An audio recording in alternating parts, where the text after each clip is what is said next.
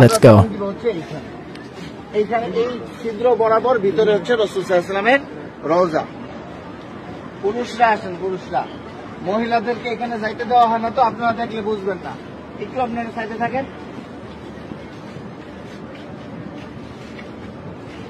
আমরা ভিতরে যাব হচ্ছে এইভাবে, আমাদের বাম দিকে থাকবে রওজা, রওজা থাকবে কি বাম দিকে। ভিতরে কথা বলার কোনো সুযোগ নাই, বেশি সময় দাঁড়ায় থাকারও সুযোগ নাই।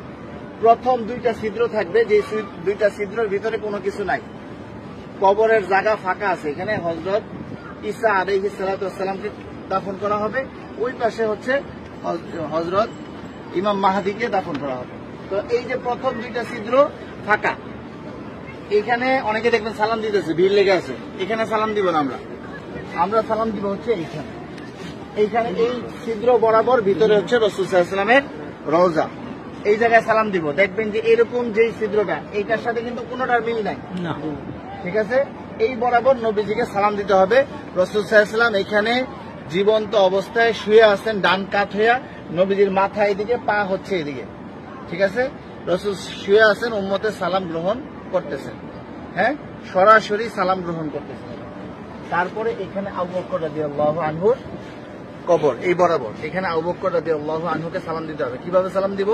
নবীজিকে কিভাবে দিব? আসসালাতু আসসালামু আলাইকা ইয়া রাসূলুল্লাহ, আসসালাতু আসসালামু আলাইকা ইয়া হাবিবাল্লাহ। যতটুকু বেশি আমরা পারি বলার চেষ্টা করব।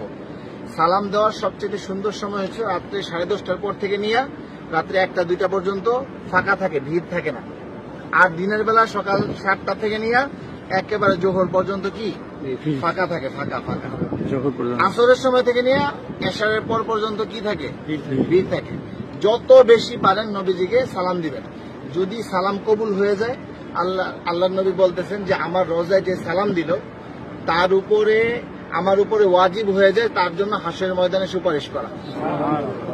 আমার সালামটা যদি গ্রহণ করেন নবীজি, তাহলে আমাদের এইটা নাজাতের উসিলা হয়ে যেতে পারে। যাই হোক, বলতেছিলাম এই বরাবর আবু বকর রাদিয়াল্লাহু আনহু, আবু বকর রাদিয়াল্লাহু আনহু মাথা এদিকে, পা এদিকে। নবীজির মাথা এখানে, রাসূলের পা এই পর্যন্ত আসছে, রাসূলের শরীরের ওই পাশে হচ্ছে কি আবু বকর রাদিয়াল্লাহু আনহু। আবু বকর রাদিয়াল্লাহু আনহু ঘাড় বরাবর হচ্ছে হযরত ওমর রাদিয়াল্লাহু আনহু, উনি আরো ওই পাশে, ঠিক আছে? নবীজি এখান থেকে এইভাবে শোয়া, রাসূলের পরে হচ্ছে আবু বকর রাদিয়াল্লাহু আনহু শোয়া, তারপরে হচ্ছে হযরত ওমর রাদিয়াল্লাহু আনহু। এইখানে হযরত ওমর রাদিয়াল্লাহু আনহুকে সালাম দিতে হবে। তো এইখানে নবীজিকে সালাম দিব আমরা। আর রাসূলকে অনেক মানুষ আমাদেরকে বলছে না সালাম দেওয়ার জন্য, তো আমরা নিয়ত করবো যে আমাদেরকে যত মানুষ সালাম দিতে বলছে তাদের সকলের পক্ষ থেকে সালাম, আসসালাতু আসসালামু আলাইকা ইয়া রাসূলুল্লাহ, ঠিক আছে? তারপর আবু বকর রাদিয়াল্লাহু আনহুকে সালাম দিব, হযরত ওমর রাদিয়াল্লাহু আনহুকে সালাম দিব। তারপরে এখানে কোনো কিছু নাই, ফাঁকা আছে কবরের জায়গা ভিতরে, আমরা এদিক দিয়ে বের হয়ে যাব। এটা হচ্ছে পুরুষদের যে কোনো সময় খোলা আছে সালাম দেওয়া। আর মহিলাদেরকে ঠিক রওজার পিছন দিক দিয়ে দিবে সালাম দেওয়ার জন্য একদিন। কথা বুঝতে পারছেন? একদিন সুযোগ আসবে রিয়াজুল জান্নাহ নামাজ পড়ার জন্য, এবং সালাম দিবেন রওজার পিছন দিক থেকে।